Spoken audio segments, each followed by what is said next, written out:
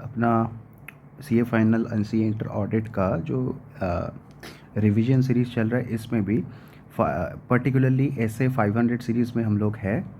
तो ये वाला वीडियो में मैं एसए 520, 530, 540 एंड 550 ये 4 एसए को कवर करूँगा। This video will be of approximately 22 to 23 minutes, right? Okay, let us start. SA 520, analytical procedures. Analytical procedures reduces the need to perform test of details. तो यहाँ पे concept number 1, in case of audit of hotel, use of analytical procedures for room rentals and payroll expenses. Analytical procedures यहाँ पे एक special point है, analytical procedures are used by auditor because of limited time frame. तो SA 520 analytical procedures deals with the auditor's responsibilities with respect to use of analytical procedures as substantive procedures. तो SA 520 analytical procedures deals with auditor's responsibilities with respect to use of analytical procedures as substantive procedures and as procedures near end of audit. Analytical procedures are used near end of audit that helps the auditor in forming an overall conclusion. तो यहाँ पे payroll expense को auditor कैसे address करेगा and room rental income को कैसे address करेगा. Where an entity has a known, देखो entity has a known number of employee at fixed salary, it is possible for the auditor to use analytical procedures and obtain sufficient appropriate audit evidence. It reduces the need to perform test of details. तो यहाँ पे क्या है, number of employees into salary. तो auditor ये करके check कर सकता है. Then room rentals incomes. Analytical procedures may involve considering number of rooms, tariff and vacancy ratio, that is occupancy ratio. It provides sufficient and appropriate audit evidence if it reduces the need to perform test of details. यहाँ पे auditor number of rooms, occupancy ratio, tariff and number of days को multiply करके देख लेगा. Then concept number 2, evaluation of reliability of data used for analytical procedures. Before using any data for analytical procedures, the auditor needs to evaluate reliability of the data. सबसे पहले auditor check करेगा source of the data, more reliable if obtained from external independent source. Next, comparability. Data should be comparable with the industry. उसके बाद relevance, if the data is relevant for the auditor's purpose or not. Whether the data is relevant for the auditor's purpose or not. Control over the data of management. Management's control and review process, that is management's control and review process over preparation of the information. तो यहाँ पे 4 बातें auditor check करेगा, source of the data, comparability, relevance and control over the data of management. Concept number 3 is investigating results of analytical procedure. If देखो, if results of analytical procedures varies significantly from other relevant information, मतलब where the results of analytical procedures varies significantly from other audit evidence is obtained, then the auditor shall investigate the difference. Auditor क्या करेगा, एक तो auditor shall inquire the management and obtain audit evidence, or auditor shall perform alternate audit procedures to obtain. alternate audit procedures क्या करेगा, test of details perform कर लेगा. The auditor needs to obtain sufficient and appropriate audit evidence by evaluating management's response. यहाँ पे management's जो response देगा and results of other audit procedure, उसको auditor evaluate करके चलेगा. उसके बाद SA 530 audit sampling. Audit sampling में first stage the auditor needs to design a sample. Sample design हो गया, उसके बाद auditor applies test of control and test of details on the sample. ठीक है, ओके. ये एक दूसरा कॉन्सेप्ट है, tolerable misstatement level and tolerable rate of deviation. इसको मैं वही टॉपिक के साथ साथ आपको करा के चलूँगा. तो सबसे पहला कॉन्सेप्ट ऑडिट सैम्पलिंग में SA 30 audit sampling, risk factors in sampling. SA 530 deals with auditors use of statistical and non statistical sampling techniques when selecting the audit sample. क्या बोल रहा है, SA 530 deals with auditors use of statistical and non-statistical sampling technique when selecting the audit sample. Auditor performs test of controls and test of details on the sample and evaluates the result. But there might be a sampling risk. देखो यहाँ पे क्या बोल रहे हैं, sample तो use कर लेगा but there might be a sampling risk. It means result obtain from the sample is different. It means result obtained from the sample might be different from the result would have been obtained if the entire population was subject to the same audit procedures. अभी sampling risk leads to erroneous conclusion. अभी erroneous conclusion मतलब auditor देखो sampling risk leads to erroneous conclusion means detection risk है and thereby audit ऑडिट रिस्क भी है, right. Okay, उसके बाद सैम्पलिंग रिस्क कैसे एड्रेस करेगा। एक तो टेस्ट ऑफ कंट्रोल में ऑडिटर दो टेस्ट में अप्लाई करेगा ना, test of control and test of detail. Test of control में सिचुएशन 1 क्या बन सकता है, control as per the sample are more effective than the actual. Situation 2 क्या है, control are less effective than actual. Test of details के case में situation 1 no material misstatement exist as per the sample but in reality it exist. Situation 2 क्या हो सकता है, material misstatement exist in the sample but actually it does not exist. तो ऐसा हो सकता है। उसके बाद ये यहाँ पे मैंने ये सब करके रखा है, ये इम्पोर्टेंट नहीं है उतना, इसको मैं काट देता हूँ। चलो, अपना नेक्स्ट कॉन्सेप्ट है tolerable misstatements level and tolerable rate of deviation. देखो व्हेन इसमें क्या बोल रहा है, tolerable misstatement level and tolerable rate of deviation.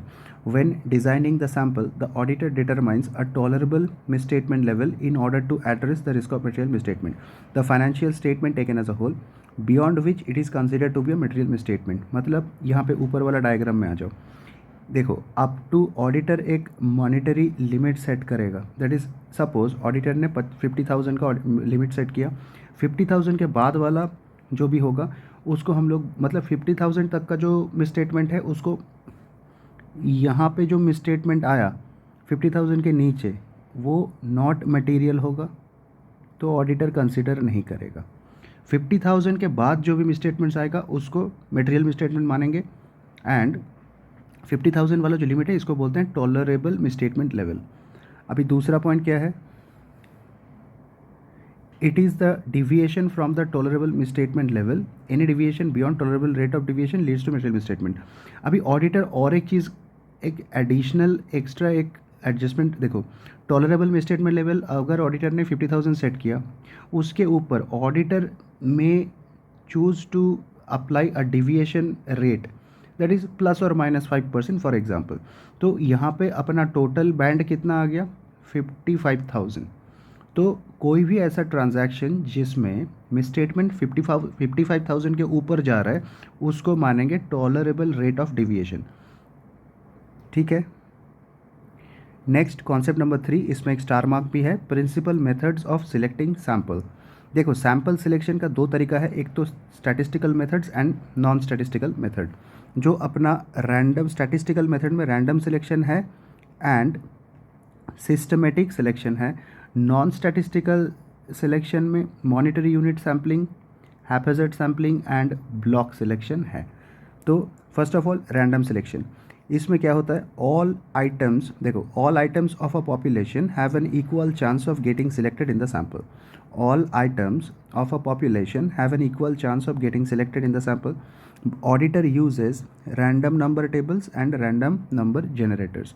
उसके बाद systematic selection, the population is divided into number of sampling units, इसको बोलते हैं stratum, and one item from a sampling unit is selected systematically. Population is divided into stratum, इसका और एक भी नाम है stratified random. Then monetary unit sampling, this sampling is based on value of monetary item involve. This sampling is based on value of monetary item involve, high weight is assign to higher values. उसके बाद हैप्पैज़ार्ड selection. हैप्पैज़ार्ड selection में क्या होता है, this is a non statistical sampling. Haphazard sampling is a non statistical sampling, no structured technique is followed while selecting a sample। दो बातें, it is a non statistical sampling and no structured technique is followed while selecting a sample। last one is block selection। block selection में क्या होता है, selection of a block within the population। उसके बाद concept number 4, principal method of design a sample. देखो sample can be designed by, यहाँ पे ऊपर जो सैम्पल मैंने यहाँ पे लिख के रखा है ना, डिज़ाइन ऑफ सैम्पल, इसमें दो बातें हैं, एक तो स्टैटिस्टिकल हो सकता है, एक तो नॉन स्टैटिस्टिकल हो सकता है। चलो क्या बोल रहे हैं, sample can be designed by statistical और non statistical sampling techniques, but principal method is statistical sampling. तो स्टैटिस्टिकल सैम्पलिंग को हम लोग प्रिंसिपल मेथड बोलेंगे। Principal method is statistical sampling since it uses law of probability and it is more scientific and rational। तीन कारण है, law of probability and more scientific and rational. अभी statistical sampling, इसमें देखो दो मेथड है, random selection and दूसरा है सिस्टमेटिक सिलेक्शन और स्ट्रेटिफाइड रैंडम। रैंडम सिलेक्शन में क्या होता है, all items have an equal chance of getting selected. यहाँ पे ऑडिटर यूज़ कर सकता है random number tables, random number generators. इसके साथ कंपेयर करेंगे स्ट्रैटिफाइड रैंडम और सिस्टमेटिक सिलेक्शन को। ये वाला मेथड में the population is divided into, इसमें क्या होता है, the entire population is divided into sampling units called stratum, equal number of items selected from each unit systematically. The sample represents the characteristics of the entire population and the sample represents the characteristics of the entire population। यहाँ पे अपना SF530 ख़त्म होता है। Then we will start SF540। SF540 का title थोड़ा सा बड़ा है, आप लोग मेरे साथ 2-3 बार इसको रिपीट करो।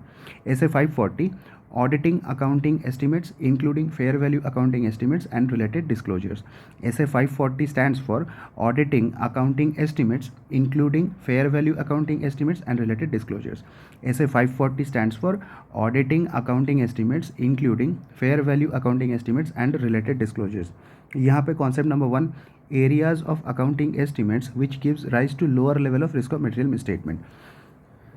देखो SA540 defines an accounting estimate, SA540 defines an accounting estimate as an approximation in the absence of precise means of measurement। तो क्या बोल रहा है, SA540 defines an accounting estimate as an approximation in the absence of precise means of measurement। approximation is used while, देखो ये जो approximation है, approximation is used while determining fair value। SA540 defines an accounting estimate as an approximation in the absence of precise means of measurement।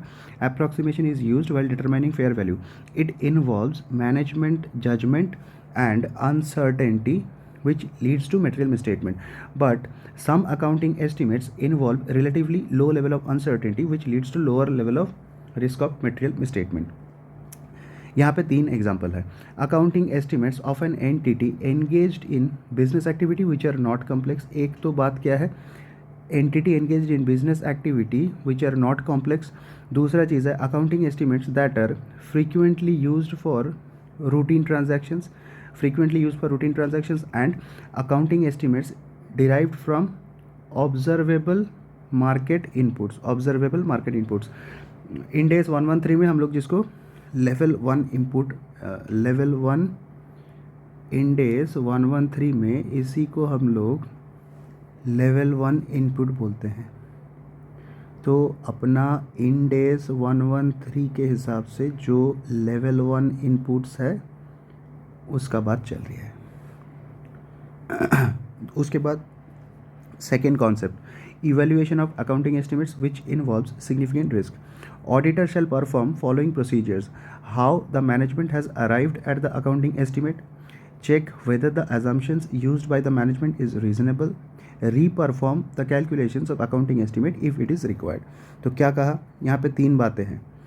how the management, देखो how the management has arrived at the accounting estimate and check whether the assumptions, एक तो बात है assumptions used by the management is reasonable and how the management arrived at the accounting estimate।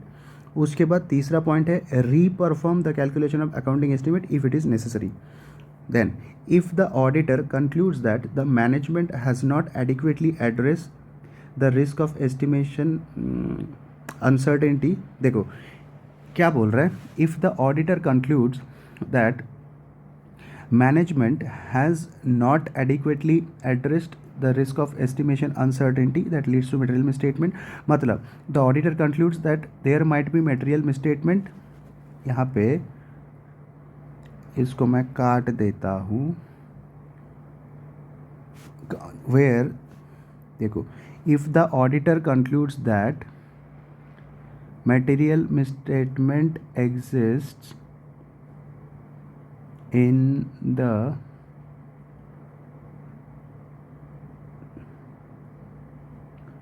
estimation of accounting estimates, तो क्या बोल रहा है,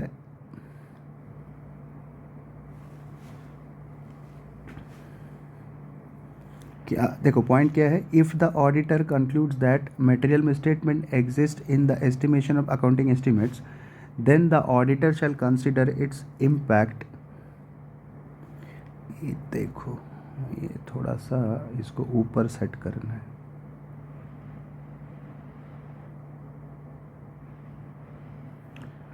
okay, तो क्या बोल रहे हैं, ये अपना ऑडिटर का रिपोर्टिंग है। ऑडिटर से देखो पहले से करते हैं, auditor shall perform following procedures, how management has arrived at the accounting estimate, check whether the assumptions used by the management is reasonable or not, re-perform the calculations of accounting estimate if it is required.